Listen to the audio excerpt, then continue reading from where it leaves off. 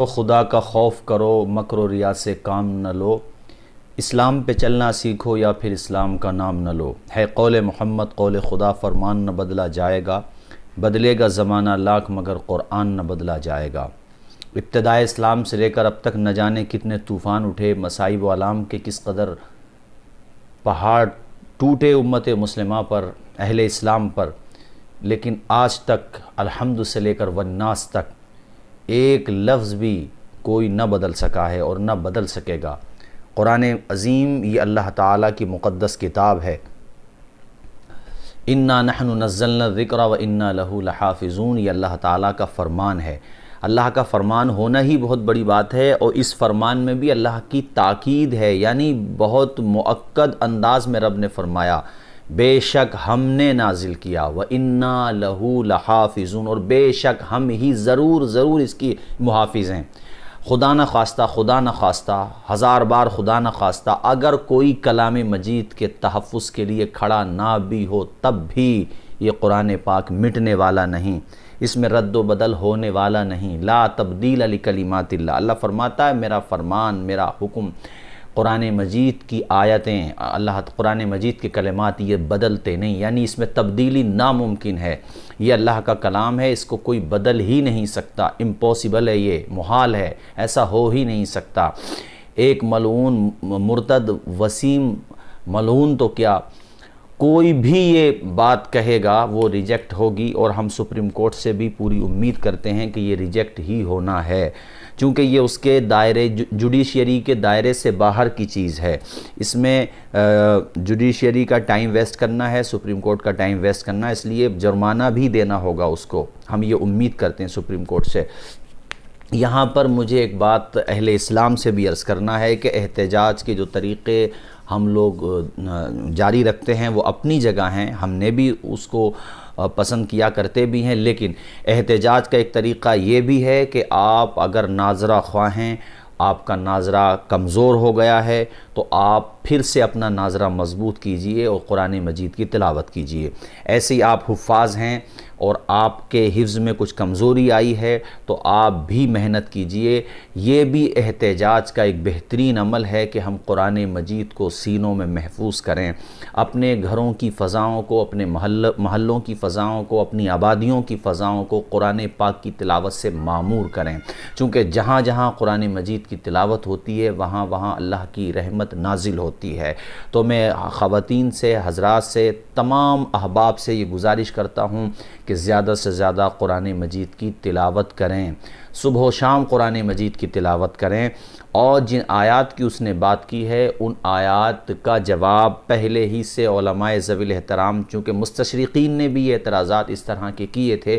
تو دیتے آئے ہیں، ابھی بھی اس کے جوابات دیے جا رہے ہیں، دیے جا چکے ہیں۔ آپ کسی بات کو سیاق و سباق سے کاٹ کر کے بیان کریں گے تو اس کا ارتھ ہی بدل جائے گا، لہٰذا یہ جو کہا جاتا ہے یہ 24 آیت کی بات کر رہا ہے، 24 آیات کی، اگر یہ ایک لفظ کی بھی بات کرتا تب بھی قابل قبول نہیں ہوتی۔ جیسے کوئی مجھ سے کہے کہ دہلی بھارت کی راجدھانی ہے تو یہ بات ہم آنکھیں بند کر کے مانیں گے، چونکہ یہ تواتر سے ثابت ہے۔ تواتر کا مطلب یہ ہوتا ہے اس بات کو اتنے لوگ بیان کر رہے ہیں جن کا جھوٹ پر متفق ہونا محال عقلی ہے، یعنی یہ محال ہے، ہو ہی نہیں سکتا کہ سب لوگ دہلی کو راجدھانی کہہ رہے ہیں تو وہ بھارت کی راجدھانی نہ ہو۔ اس وقت وہ راجدھانی ہے بھارت کی تو سب کہہ رہے ہیں، جیسے یہ یقین الحمد سے لے کر والناس تک یہ رب کا کلام ہے، چونکہ عہد رسول سے لے کر آج تک، عہد صحابہ، تابعین، تبع تابعین اور آج تک اس قرآن پاک کو اتنے لوگوں نے بیان کیا، پڑھتے آئے، حفظ کرتے آئے کہ قرآن پاک جوں کا توں محفوظ ہے۔ اس زمانے میں جو نظام تھا حفظ کرنے کا یا سوکھی ہوئی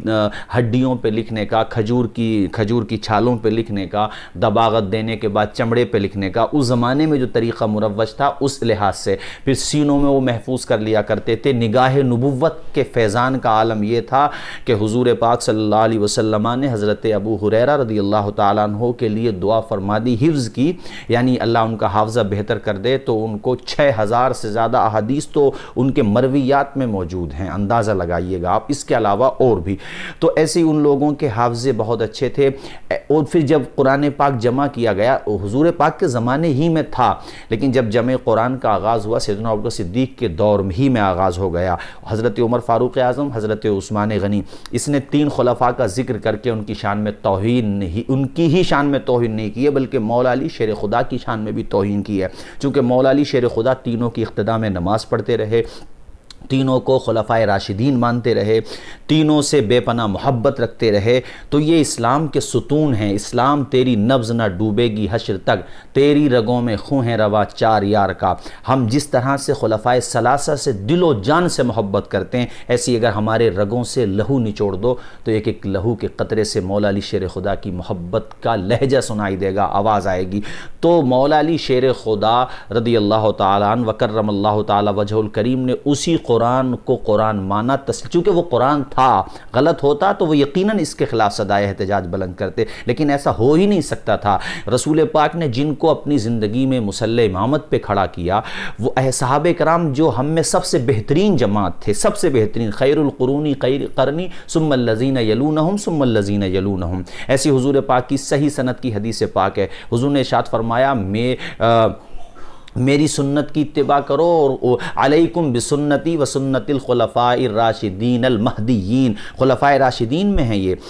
مطلب حضرت ابو صدیق، حضرت عمر فاروق اعظم، حضرت عثمان غنی، حضرت مولا علی شیر خدا اور امام حسن مجتبی۔ تو یہ خلفاء راشدین میں حضور پاک نے ان کی اتباع کا حکم دیا ہے۔ یہ کیسا مسلمان ہے خود کو کہتا ہے، اب تو یہ اسلام سے باہر ہو گیا، مرتد ہو گیا۔ اور بہرحال یہ بھی ایک اچھی بات ہے کہ اس کی کمیونٹی کے لوگوں نے اس کے بارے میں سخت رد عمل کا مظاہرہ کیا۔ اب میں اس کمیونٹی سے بھی یہ اپیل کرتا ہوں کہ یہ جو اس نے کیا ہے، یہ جو کہہ رہا ہے مجلسوں کے حوالے سے، یہ تو آپ اس کا جواب آپ دیں گے کہ اس میں کتنی سچائی کتنا جھوٹ ہے، مگر میں آپ سے بھی کہتا ہوں کہ خلفائے راشدین رضوان اللہ تعالی علیہم اجمعین یہ دین کی اساس سمجھ لیجئے اس کو آپ، چونکہ آپ اس کو اگر چھوڑ رہے ہیں تو پھر بہت سارے مسائل کھڑے ہو جاتے ہیں۔ اس لیے آپ سمجھیے، مولا علی شیر خدا رضی اللہ تعالیٰ عنہ وکرم اللہ تعالیٰ وجہ الکریم کی محبت کا تقاضا یہ ہے کہ انہوں نے جن سے محبت کی ہے، جن کی اقتداء میں نمازیں پڑھی ہیں، ثابت ہے نمازیں پڑھنا، آپ اس کا انکار نہیں کر سکتے۔ تقیہ یہ آپ کے نزدیک ہو سکتا ہے، وہاں تقیہ کا گزر ہی نہیں تھا، وہ اللہ کے شعر تھے، خدا کے شعر تھے، سوال ہی پیدا نہیں ہوتا۔ لہٰذا بہرحال میں اس کی تو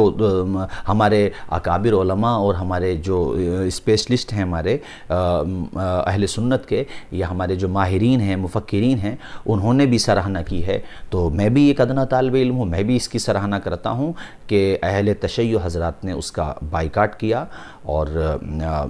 اس کا جو ہے یہ ایک طریقے سے بہت بہتر اقدام ہے، قابل ستائش ہے۔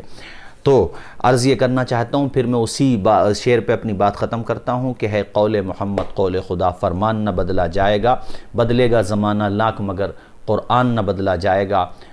تدوین قرآن کس طریقے سے ہوا، یہ ساری ڈیٹیل ہماری بکس میں، ہماری کتابوں میں موجود ہے، جو پڑھنا چاہتا ہے پڑھے۔ تو ایک وسیم مرتد ملعون کے کہنے سے کچھ بھی اثر نہیں پڑتا، اور مایوس نہ ہوں، گھبرائیں نہیں، حوصلہ رکھیں، قرآن پاک کی پابندی سے تلاوت کریں، مساجد کو آباد کریں، وَإِنَّا لَهُ لَحَافِظُونَ کو یاد رکھیں، إِنَّا نَحْنُ نَزَّلْنَا الذِّكْرَ وَإِنَّا لَهُ لَحَافِظُونَ، اس بات کو یاد رکھیں۔ ایک بات یہ کہ آپ اگر دین کی خدمت کرتے ہیں تو اس پہ اترائیں بھی نہیں، چونکہ اگر آپ یہ سوچتے ہیں کہ میں خدمت کر رہا ہوں تو یہ میرا کمال ہے، کوئی کمال نہیں، یہ اللہ کا احسان ادا کرو، اللہ کا شکریہ ادا کرو کہ اس نے آپ سے دین کی خدمت لی ہے۔ آپ نہیں کریں گے، اللہ نہ جانے کتنے اپنے دین کے خادم پیدا فرما دے گا۔ یہ مٹنے کے لیے نہیں آیا ہے، یہ مٹتا تو بدر کے میدان ہی میں ختم ہو جاتا، یہ ختم نہیں ہو سکتا ہے۔ فانوس بن کے جس کی حفاظت ہوا کرے، وہ شمع کیا بجھے جسے روشن خدا کرے۔